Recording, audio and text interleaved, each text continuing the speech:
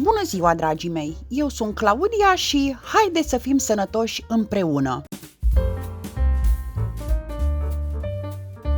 Astăzi vorbim despre câteva superalimente provenite de la stup, numite și produse apicole. Apoi vom prepara împreună o rețetă din ele, poate fi numită și rețeta Tatoiu, care ne întărește imunitatea, ne protejează împotriva numeroase boli, începând de la viroze până la cancer. Vă rog să-mi lăsați scris în comentarii dacă voi consumați produse apicole sau dacă știați de această combinație miraculoasă. Cu toții știm că imunitatea este un sistem complex integrat în organismul nostru, fiind responsabil cu protecția împotriva virusurilor, bacteriilor sau ale altor substanțe toxice care pot dăuna sau deregla buna funcționare a organismului. În sezonul rece, sistemul imunitar este mai vulnerabil la virusurile răcelilor și gripelor, iar copiii sunt primii afectați în această perioadă, întrucât sistemul acestora nu este complet maturizat. De altfel, și persoanele mai în vârstă sau cele care prezintă carențe de vitamine și minerale sunt predispuse la răcelile și gripele apărute în sezonul rece. Și în aceste vremuri tulburi pe care le trăim, un foarte bun aliat este să fie albina. Produsele apicole sunt printre primele superalimente existente pe pământ. Mărturii ale faptului că oamenii cresc albine și se bucură de efectele benefice ale produselor stupului din cele mai vechi timpuri. Stau desenele de pe pereții templelor și papirusurile egiptene, dar și scrierile lui Homer și Pitagora. Mierea era consumată, de exemplu, de sportivii care concurau la Jocurile Olimpice ca energizant natural, dar și pentru îngrijirea pielii. Haideți să vedem împreună ce comori se regăsesc în fiecare în parte. Lăptișorul de matcă, un superaliment cu rol de anti-îmbătrânire. Știai că albinele lucrătoare au o durată de viață de numai 5-8 săptămâni, în timp ce matca, care este hrănită doar cu lăptișor de matcă pur, trăiește între 4 și 6 ani, adică de peste 50 de ori mai mult? Având în compoziția sa cele mai importante substanțe nutritive necesare organismului nostru, adică foarte multe vitamine și minerale, oligoelemente, lipide și toți aminoacizii esențiali pentru om, lăptișorul de matcă pur reprezintă un superaliment ce ajută la menținerea sănătății și vitalității și conferă organismului nostru o formidabilă capacitate de regenerare, întârziind astfel procesul de îmbătrânire. Folosit regulat în cure, lăptișorul de matcă pur transferă organismului din bogăția sa nutritivă de excepție și în felul acesta poate nu doar să încetinească procesul de îmbătrânire, ci chiar să demareze procesul invers al regenerării și întineririi. Lăptișorul de matcă pur este singura sursă naturală de acetilcolină, un mediator esențial în transmiterea influxului nervos, îmbunătățind astfel capacitatea noastră de a gândi. Studiile clinice au demonstrat eficacitatea acestuia inclusiv în tratamentul bolnavilor de Alzheimer. Lăptișorul de matcă pur este utilizat cu succes și în scop medical, pentru normalizarea tensiunii arteriale și a colesterolului, pentru ameliorarea bronșitei și astmului, pentru afecțiuni digestive, urinare sau ale articulațiilor, în cazul diabetului sau a bolilor neurodegenerative. Acest produs apicol cu totul deosebit este eficient și în stimularea reepitelizării, vindecarea unor boli de piele, normalizarea secreției sebacee, dar mai ales în tratamentele antirid. Polenul, cel mai complet și complex superaliment.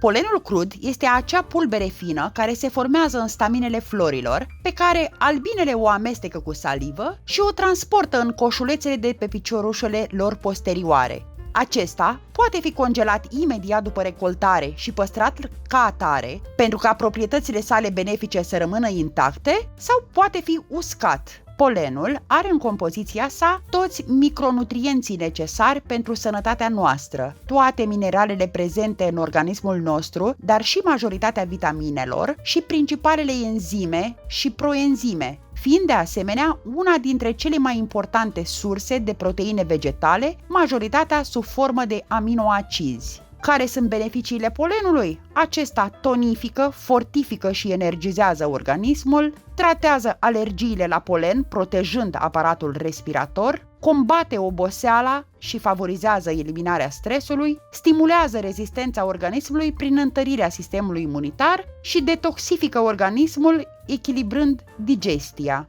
Propolisul, care este un scut de apărare al organismului nostru.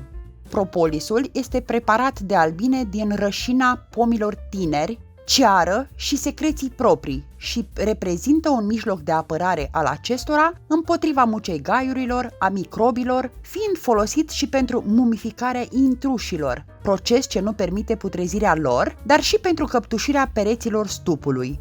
Calitățile deosebite ale propolisului sunt date în principal de conținutul său bogat în flavonoide, compuși cu puternice proprietăți antioxidante, antifungice și antibacteriene. Totodată, propolisul este un excelent antiviral, antiinflamator, stimulând formarea de anticorpi. Propolisul este eficient în tratarea febrei, răcelii și gripei, virozelor respiratorii, tusei, bronșitei, pneumoniei, faringitei, sinuzitei, gastritelor și ulcerului la stomac, colitei, enterocolitei, paraziților intestinali, infecțiilor reno-urinare, precum și în tratarea eczemelor infecțioase, a micozelor, rănilor deschise și arsurilor, gingivitei, parodontozei și a altor probleme ale cavității bucale. Spre deosebire de medicamentele de sinteză, propolisul nu are efecte secundare și nu distruge bacteriile benefice, cum se întâmplă în cazul antibioticelor. La ce este benefic propolisul? Acesta întărește sistemul imunitar, ajută în tratarea afecțiunilor respiratorii și a durerilor în gât, ameliorează problemele cavității bucale, tratează afecțiunile gastrointestinale și ajută la vindecarea arsurilor și a cicatricilor.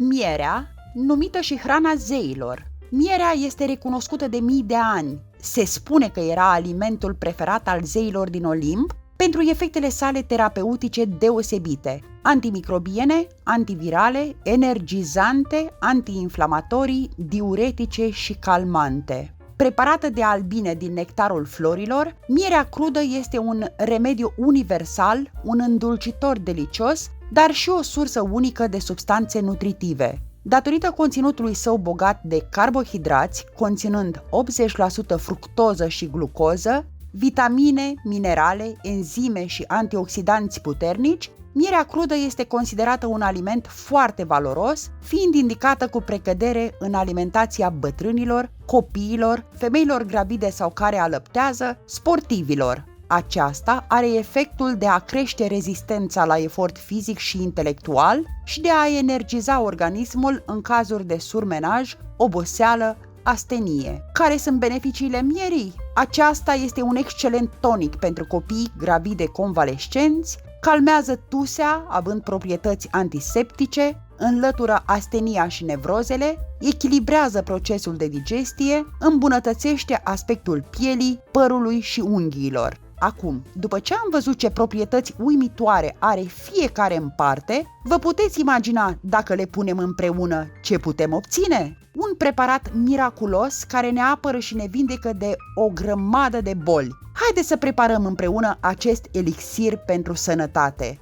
Avem nevoie de 1 kg de miere crudă, naturală, din surse sigure, de 200 de grame de polen granule uscate sau polen crud congelat, 60 de ml de tinctură de propolis. Sunt pe piață două variante, cu și fără alcool.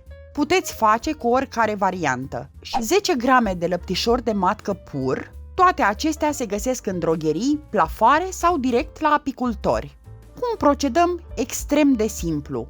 Polenul poate fi mărunțit sau îl putem lăsa așa. Dacă folosim polen uscat, punem peste el tinctura de propolis, amestecăm și îl lăsăm pentru 15-20 de minute să se hidrateze. Dacă avem polen crud, nu mai este necesară hidratarea.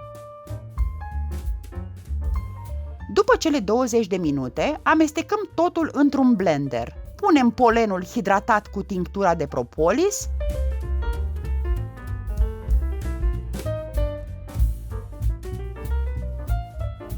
peste el adăugăm lăptișorul de matcă crud,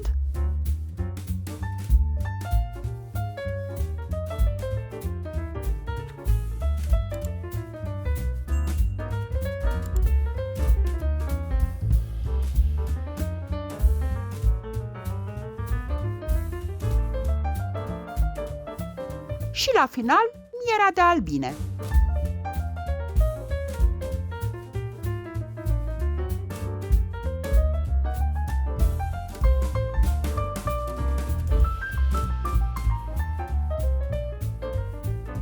Mixăm totul pentru aproximativ 1 minut și gata!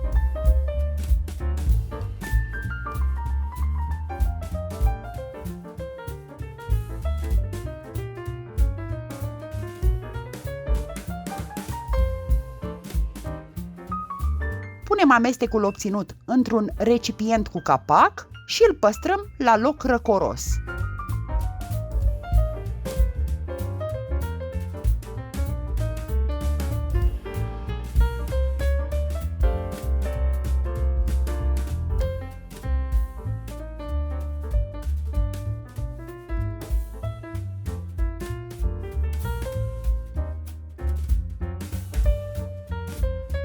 Efectul sigur 100% al acestei rețete, o cură intensă de vitamine naturale, ușor asimilabile de către organism, asigurat prin conținutul de granule de polen. Reprezintă o cură de dezintoxicare a organismului datorită proprietăților antioxidante ale propolisului, care este folosit și ca agent antimicrobian în peste 60% din produsele parafarmaceutice, și o cură de revitalizare prin aportul adus de lăptișorul de matcă, recunoscut ca regenerator de celule. Cum se administrează? O lingură pe zi administrat dimineața pe stomacul gol la adulți și o linguriță pe zi administrat dimineața pe stomacul gol la copii.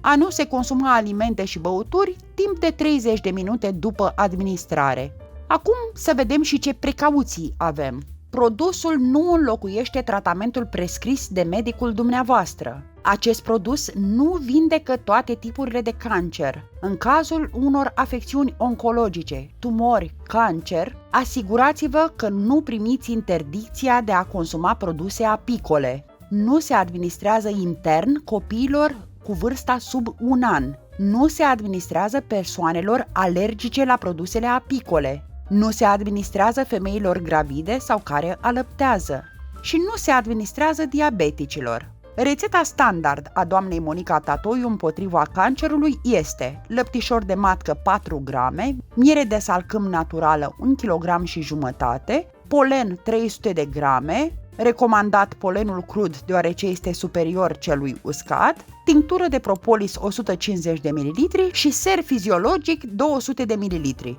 Atenție la etichetă să nu aibă contraindicație pentru consumul intern. Putem concluziona spunând cu toată convingerea că produsele apicole sunt într-adevăr printre cele mai complexe și benefice superalimente existente pe planeta noastră, reușind să adune la un loc aproape toate substanțele nutritive esențiale pentru buna funcționare a organismului nostru. De aceea, pentru a profita de proprietățile nutriționale și terapeutice ale produselor apicole, este important să le incluzi în alimentația ta zilnică. Eu vă mulțumesc pentru astăzi! Dacă vreți să gătiți alături de mine, intrați pe canalul Mâncare cu Savoare. Dacă vreți să și croșetați cu mine, dați o raită și pe canalul Crochet Your Life. Să vă fie cu folos și vă urez din suflet să fiți sănătoși!